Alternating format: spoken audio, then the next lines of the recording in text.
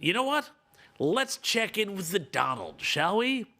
Less than a week after a madman, by the way, about whom strangely little is yet publicly known, go figure, tried to kill the once and likely future president, Donald Trump was out there today. The man literally, as Teddy Roosevelt famously put it, in the arena.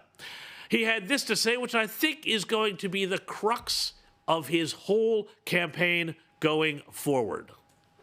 They keep saying he's a threat to democracy. I'm saying, what the hell did I do for democracy?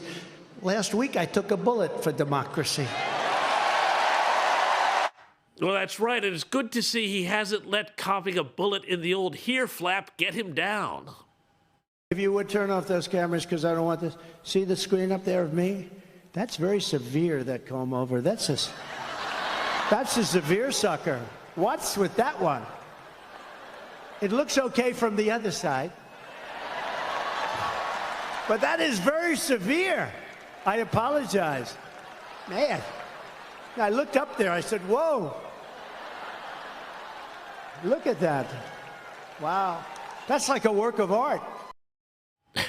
I should have so much hair to comb over. Now, speaking of the shooting, though, that assassination attempt, a couple of more developments I've got to share with you on that front, which we'll be going into a bit more deeply later on in the show. Namely, and here's the thing, the Trump campaign, it turns out, had been asking the U.S. Secret Service for more protection for some time, but apparently it had been denied. Now, this is pretty big news because the government had been claiming, no, that's nonsense. We never got any requests for more protection.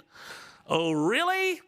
Well, here's the Secretary of the Department of Homeland Security, Alejandro Mayorkas, who has ultimate oversight of the Secret Service just a week or so ago. Republican Congressman Mike Walz, he said on social media on Saturday, and I'm going to read this for you because it does talk about you, Secretary.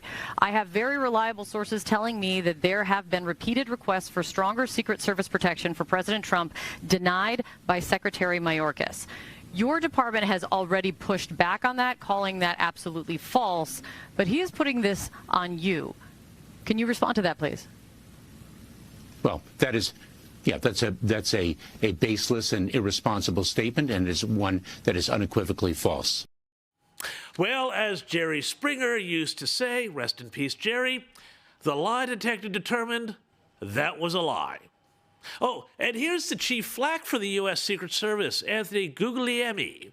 Get a load of this guy. Just last week, he tweeted, quote, "There's an untrue assertion that a member of the former president's team requested additional security resources and that those were rebuffed.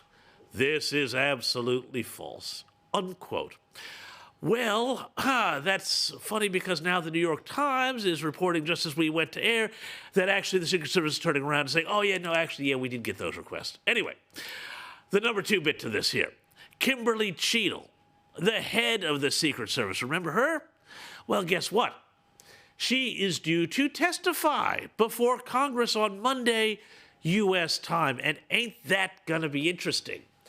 I think she's going to be asked all sorts of questions, and I hope top among them is why and how the Secret Service and the cops managed to identify the shooter as a person of interest, somebody who was carrying around a rangefinder, somebody who apparently managed to hide a gun on the site, and they identified him as a person of interest a full hour before Trump took the stage, and then did precisely zero, zilch, nothing about it.